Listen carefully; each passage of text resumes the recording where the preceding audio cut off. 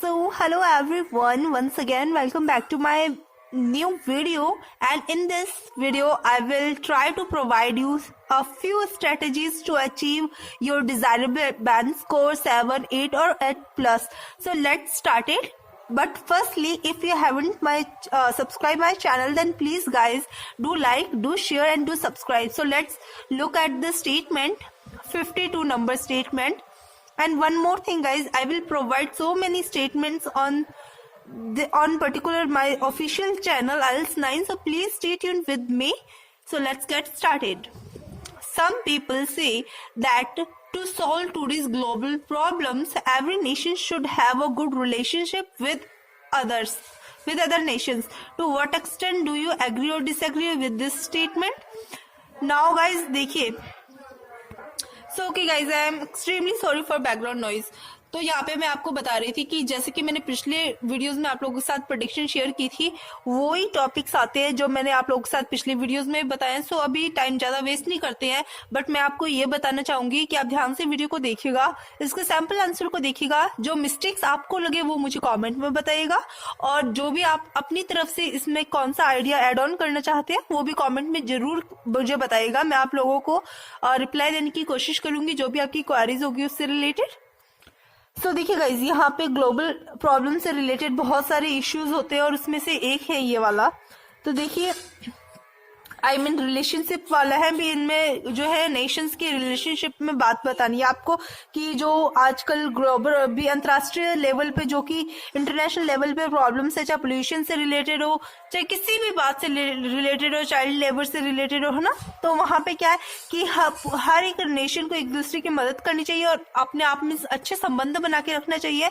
तो इस बात में एग्री और डिसएग्री का स्टेटमेंट है ये, ठीक है.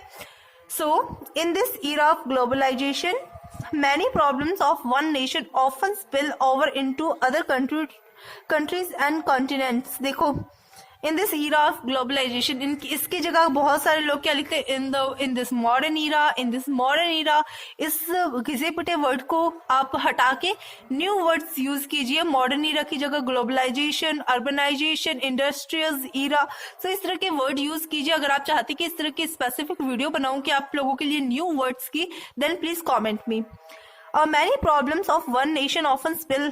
देखिए, बहुत सारी जो ट्रिबुलेशंस होती है, प्रॉब्लम्स होती है, वो प्राय एक दूसरे पर डिपेंड करती है, ठीक है ना. In this situation it is almost essential for the countries to have good relations with each other so that they can take corrective measures in cooperation with each other at the international level.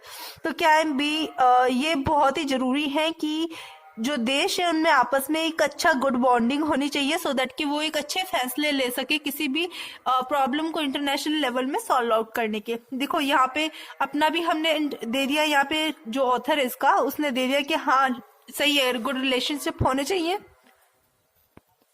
और यहाँ पे बता दिया कि जो main problems है वो ज्यादातर तभी सॉल्व आउट हो पाएगी जब आपस में एक दूसरे के साथ अच्छे रिलेशंस होंगे. सो BP1 की ओर चलते हैं.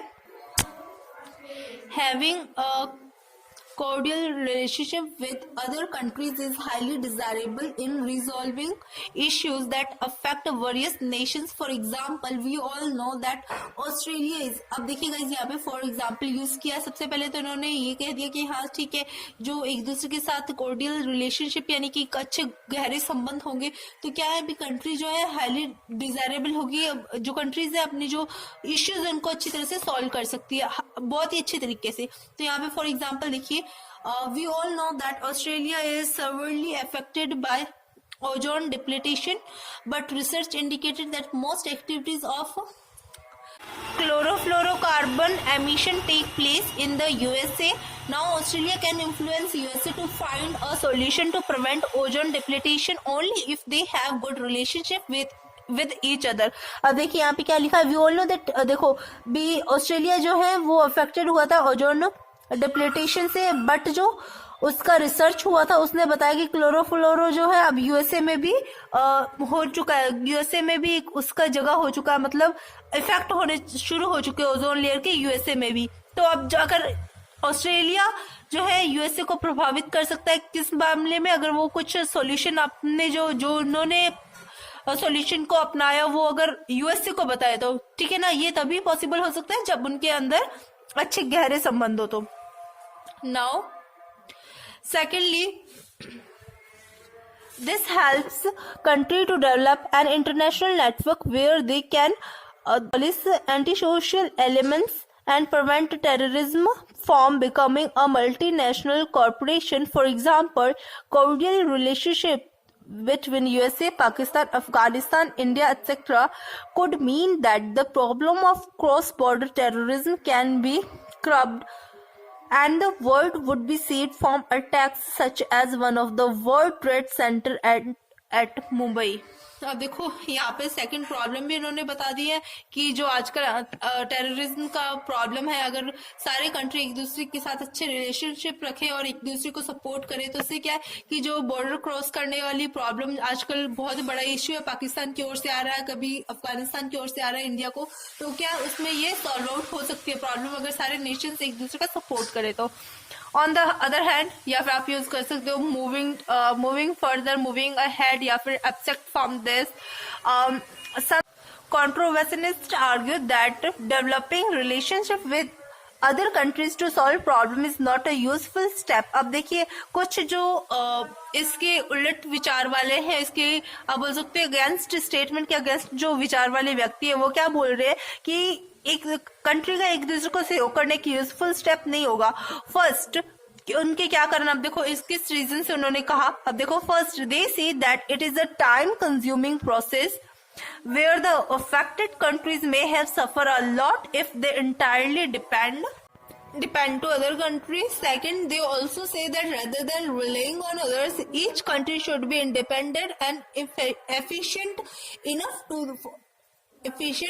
for the solution of problems affecting the world. अब देखिए यहाँ पे उन्होंने कहा है कि पहली बात तो कि सबसे ज्यादा ध्यान वही कंट्री देगी जो ज्यादा इस प्रॉब्लम से जूझ रही है, और दूसरी बात उन्होंने बताई है कि एक दूसरे पर डिपेंड रहने से ज्यादा अच्छा है कि अगर वो जो कंट्री है खुद आजादी से एक अच्छे एफिशिएंट एफर्ट्स लगा के अपनी प्रॉब्लम से बाहर आने की कोशिश करें।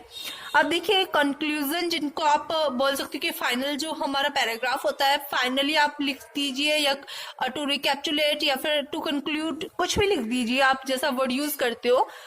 Finally, I must admit that we live on this earth as a neighbors of each other and we must take collective responsibility to resolve problems that exist at global level. And for the same, it is vital for develop good relations with each other for a better future of our world.